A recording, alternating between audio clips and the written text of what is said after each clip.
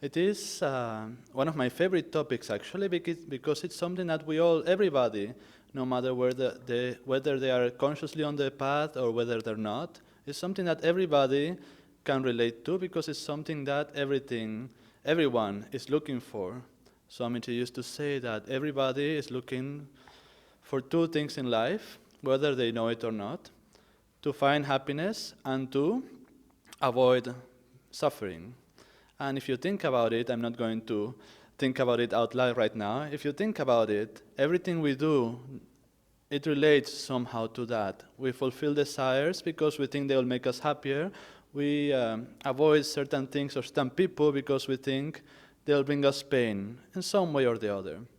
Now, I wanted to start with one very particular elephant in the room, because here Swamiji, in the affirmation we just made, he says, "I vow from today onwards to be happy under every circumstance. I came from God's joy. I am joy."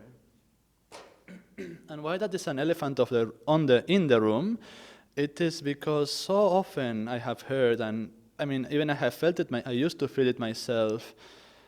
We feel it is the responsible thing to do that. We must not be always happy.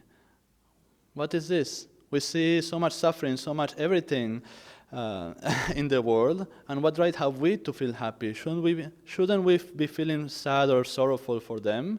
Shouldn't we be a little responsibly and aware of what's happening around us? How can you be happy if you see, somebody who's sick, somebody who's dying, somebody who lost their child, their daughter, whatever it is?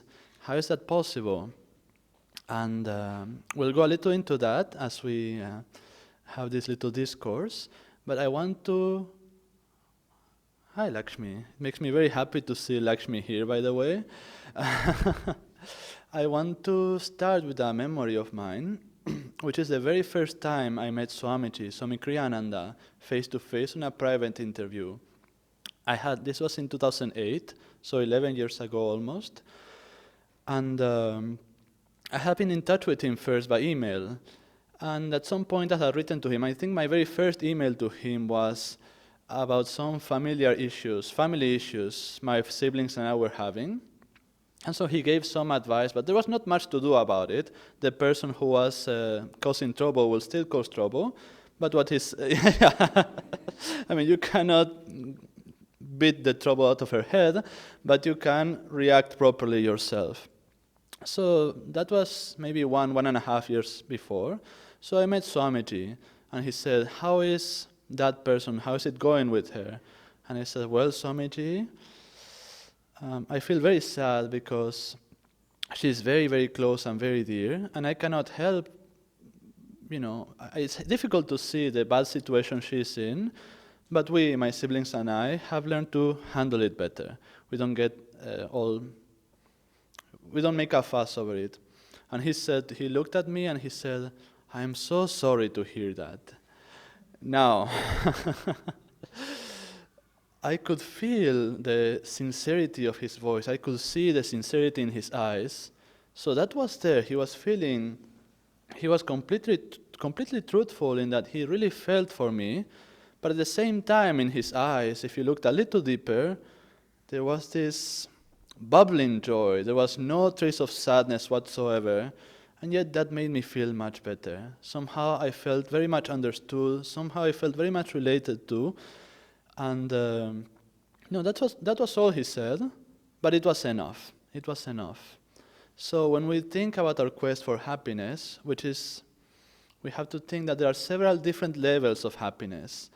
And we have the happiness that you can say it's pleasure. We look for pleasurable things, and then the opposite of suffering will come automatically. Meaning that pleasure in the sense of senses, sense pleasure you look for. That is the basest form of happiness. Then we try to look for happiness in some sort of emotional fulfillment, intellectual fulfillment.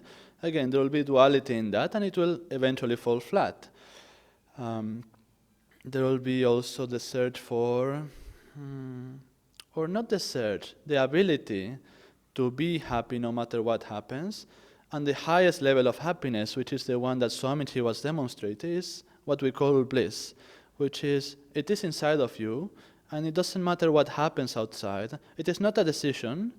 It is not a decision at this point. You are aware that you are one with God's Satchidananda, ever-existent, ever-conscious, ever-new bliss, and you always live with that, and from there you relate to the world appropriately.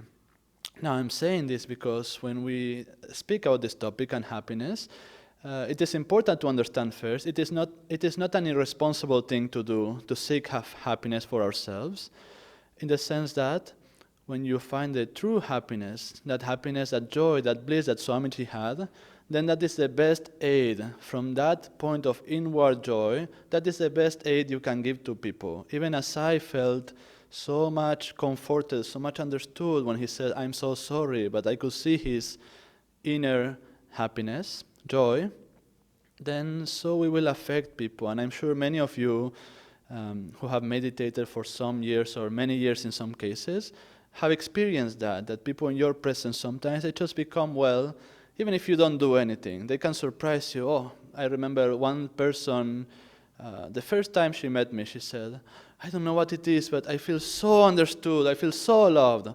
All I said to her was, "Hi."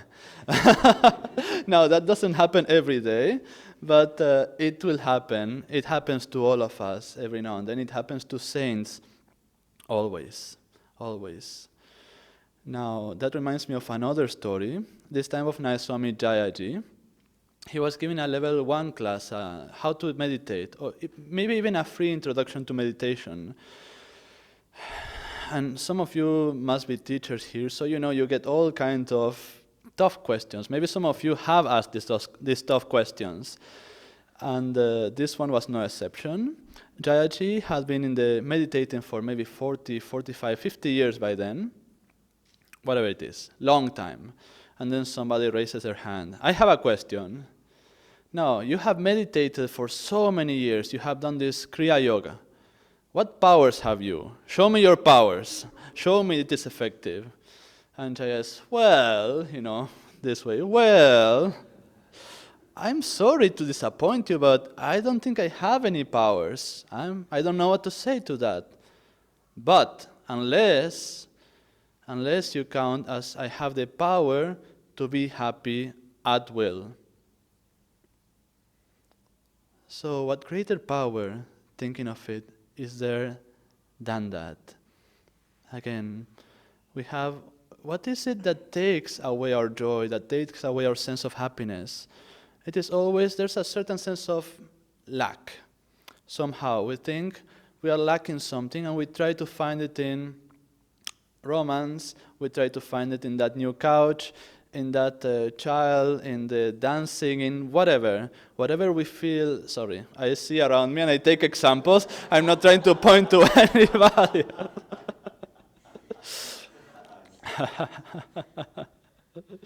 If we feel that our happiness comes from that, then so we try to do that, to try to be happy, and what happens always, as soon as we reach that goal, the next one will come, and the next one will come, and the next one will come, and we keep postponing our sense of inner stability, you could say of inner joy, until the next, and the next, and the next thing comes. It never ends.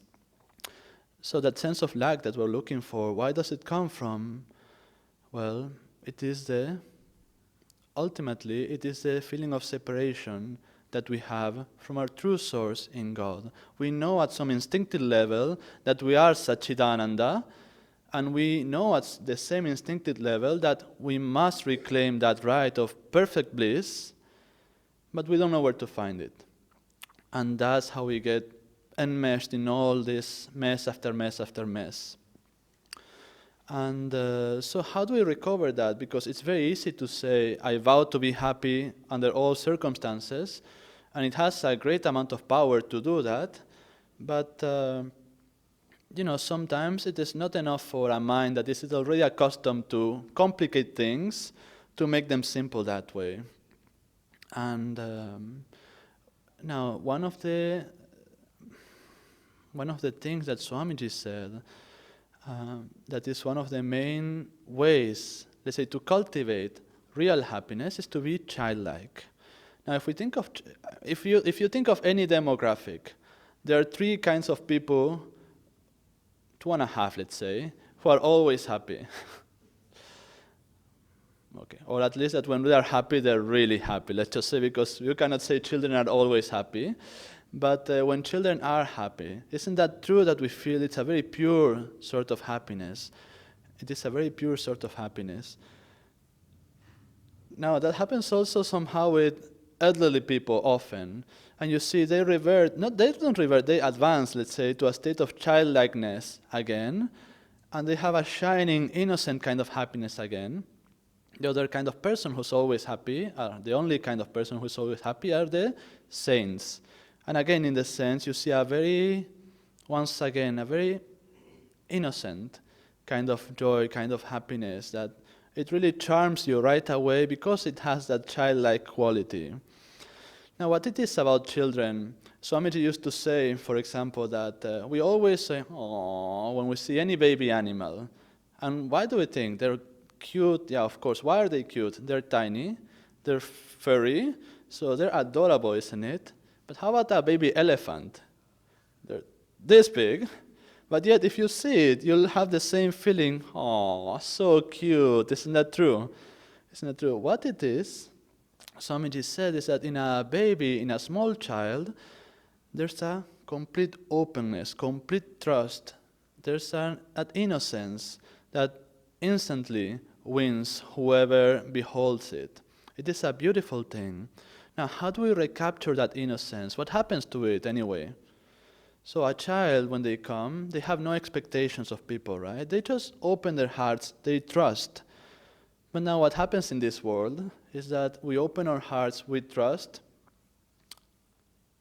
and eventually, very soon, we're going to, those feelings are going to be broken, that there's going to be some pain. That person in which we, as a small child, we put our full trust in, is going to do something, disappoint us. And it happens all the time. It doesn't have to be any fault of anybody. For example, one example of life, Swamiji's life, is when he did something bad. I think he wrote on the newly painted walls, and he thought he was doing a great work of art by that, and he was so proud of his accomplishment. Then his father came, saw the drawings in the newly painted wall, and he spanked it. Spanked him. And Swamiji, he remembers that incident in that, he felt a little bit betrayed, you could say. He could not understand. As far as he knew, he had done something beautiful. And his father, as far as he knew, he had done the right thing, isn't it? But, relationship between imperfect people cannot but be imperfect. And so, little by little, over our childhood, our teenage years, our mature life, all over, we get these little disappointments. And what happens is that openness we had, we start to build shields around them, around our hearts. But the interesting thing and the beautiful thing is that there are two kinds of innocence. There is the innocence of ignorance, and that's the kind of innocence that children have. They are ignorant about the world, so everything disappoints them. And there's the kind of innocence of wisdom. That is the innocence of transcendence, and that is the innocence that we will all reach, or everybody will reach, who will learn to accept. Basically, if you want to open your heart, if you want to trust again, if you want to, it doesn't have to be people, see? The child makes it very personal. I trust Ashish, and tomorrow he's going to joke about me, and I'll feel hurt. Perhaps. Perhaps. I don't. But perhaps. It is a very personal thing, and obviously people, because they're people, they cannot help but disappoint us. Eventually, Swamiji will say, everybody will disappoint you except God. So where do we put our trust then? We put it in God. And if that is a little too vague, some people, I often like to say, we put our trust in life. We realize that if we believe in something, we know we are children, we know we are children of God, and therefore we should have that trust, we should have that vision, we should have that wisdom, you could say, or that leap of faith we could take, if we don't have it yet, to say, well, whatever happens to me, I'm open, and if I don't like the result, because most of the times things are not bad. What we qualify as good or bad, it is not really good or bad. It's we like it or we don't like it. And if we think of children, what they don't like, what they like, is always what is good for them. No, I wanted to put my hand on the fire, and that was not good for me, but I was so determined to do it, and I did it. And then, I learned that putting my hand on fire burns, and I didn't do it again. My father allowed me to do it because he knew I was going to learn a valuable lesson, and that is also how God works with us. So when we when we think of this innocence, childlike spirit that we have to recover, yes, let us trust, let us do everything we can to be open, but let us trust in God. And whenever things happen that we like, take a step back. Don't become all excited about it and forget what the source is. You say, thank you, God, appreciate it.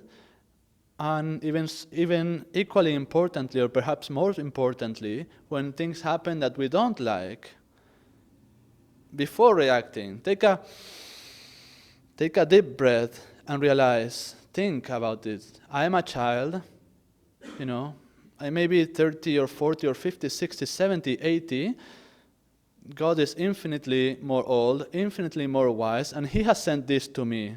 There is a reason He does it because of love. So again, before reacting, say, thank you, God. What are you trying to teach me through this? I can guarantee you that if you have that right attitude, if it comes to you naturally, if you train yourself, it will not come naturally unless you put out the effort. Only later, only then it comes naturally. We have to put out the effort, but I guarantee you if you cultivate this attitude, then you will see that everything that happens to you, no matter whether you like it or you dislike it at the time, it will be for your best. Now, another very practical way of cultivating happiness is to share. Now, this happiness, we were talking at the beginning about feeling guilty. Basically, that's what it was. Feeling guilty about feeling happy because other people are not happy. We have to realize that the true happiness, true joy, is not a selfish thing to do. First of all, obviously, because of that joy, actually it's the same principle.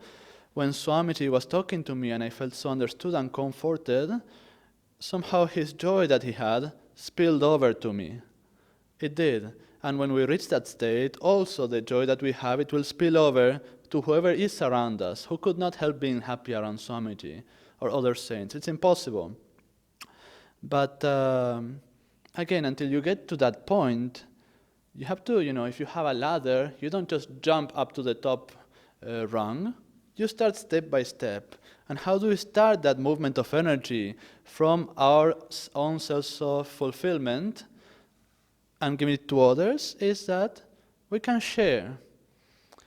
It's such a easy thing to do, but the mind makes it so difficult.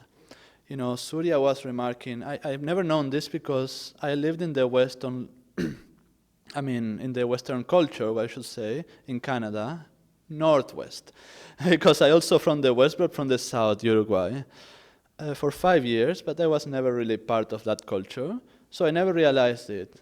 But Surya, she was remarking how touched he was by the Indian spirit of generosity. Ever since she came here 1 year ago, people have showered her with gifts, with envelopes, with all sorts of things, which for the Indian and for myself coming from a different culture, it was very natural, right? You have friends, you have family, you have loved ones, and you give, and you have something very special to you, your wedding sari or your son's silverware or whatever, and you just want to share. You give it away. You don't hold it to yourself. And and money even. That's a very beautiful practice, and I'm preaching to the choir here, I guess, because I'm talking about Indians doing it. So, but if you ever feel a resistance, if you ever feel that, oh no, I cannot afford to be generous today, think about it again, because if you start feeling that way, then that will have its own momentum, and what will happen, it will contract your heart again, and then your feeling of fulfillment will be less. To put it into something concrete that I found is very, very good advice from Swamiji. Suppose you really want something, but also you have a great desire for it, and let's say it's too much of a desire.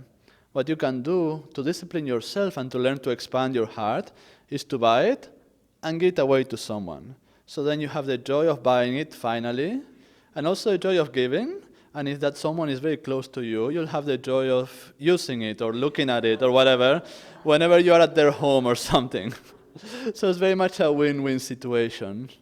Sharing also, it helps us in a non-meditative way, let's say.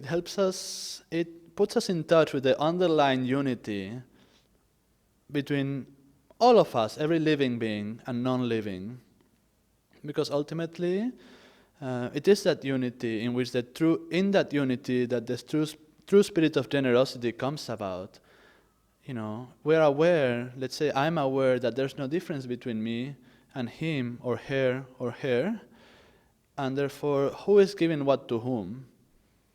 It doesn't matter, it's God giving to God, and so there's no need to think too much about it, it just happens. Now the last thing I wanted to share is what Swamiji mentions in that reading. It's about the choice to be happy.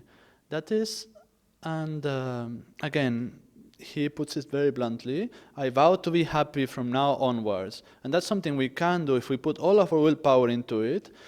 But often we will find, I remember it was years and years ago, I made that vow, and for 5 days or whatever I felt wonderful, and then the momentum kind of goes like this.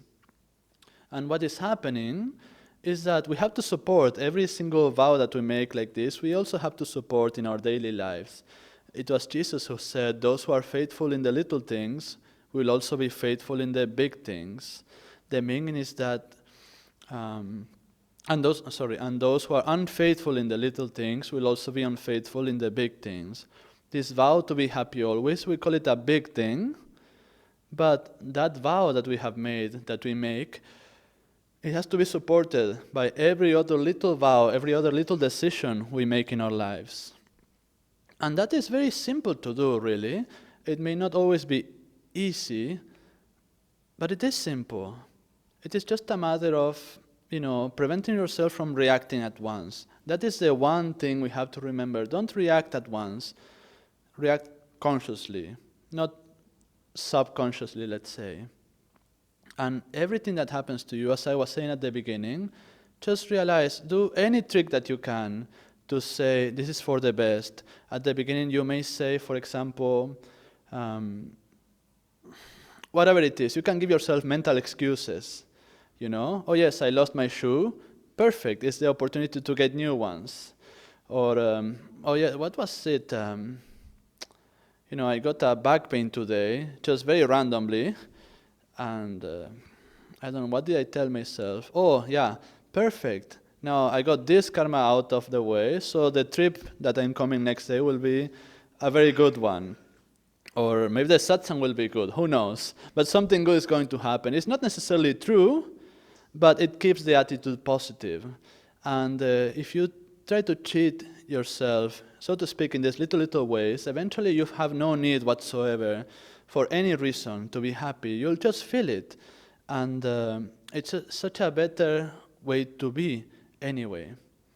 You see, if the situation is going to be what's going to be, this life, this creation has been made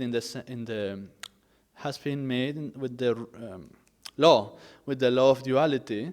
So the outward circumstances in life, 100% guaranteed, they're going to go up and down, failure today, success tomorrow, or opposite. Success today, failure tomorrow, up and down, left and right, cold and cold, hot, etc., etc. So those are always going to be that way. But if you can choose in the little things to start with, I'm going to be happy. I'm not going to let this bother me. Little things, I mean things like the rickshaw driver who's trying to teach you. I mean, honestly, you should not let people teach you, but if you're going to lose your peace of mind over 10 rupees, just give the 10 rupees. What's the point? Or if, somebody didn't do the dishes, I keep thinking this example because I have this problem myself. If somebody didn't do the dishes, you have 2 options, right? 3 options. Let it be, get angry about it, or just go and do them yourself if you're so upset about it. But, if you do them yourself, let's say you lose 5-10 minutes of your time, is that a fair price to pay for your peace of mind? Yeah, it's quite a good trade-off. And I'm mentioning little things because those are the building blocks. But eventually, that's how we cultivate a habit of happiness, and we build on it, and we build on it, and we build on it until we achieve that almost constant happiness that is always with us because we have made that habit. And finally, I want to finish with the really the central point. We cannot help but talk about meditation because, as I said before, of course, we live our daily lives most of the day, so we have to support our meditation, our search for joy in meditation. We have to support it with everything we do outwardly. But the main way in which we will find this joy, this inner joy, this bliss, is through meditation. The main way, because as Swamiji said, as Master said, we came from Satchidananda, we are pure bliss. That wholeness, that completion we're looking for, it is inside of ourselves. So when we meditate, it is the time that we dig in. We're like a gold miner. We dig, and we hit little flakes. What do you call them? Nuggets. Yeah, first little flakes. Let's say gold dust is there. Then there'll be little nuggets, and finally we find a big vein. And, then everything comes together. Everything that I have spoken about today, all the little examples will be there because that gold mine, that gold vein of inner joy, it is what connects all of us. So that then in that sense of unity with everybody and everything, we finally find what we're looking for, and we finally experience this true happiness, which is Satchidananda again, bliss absolute in God.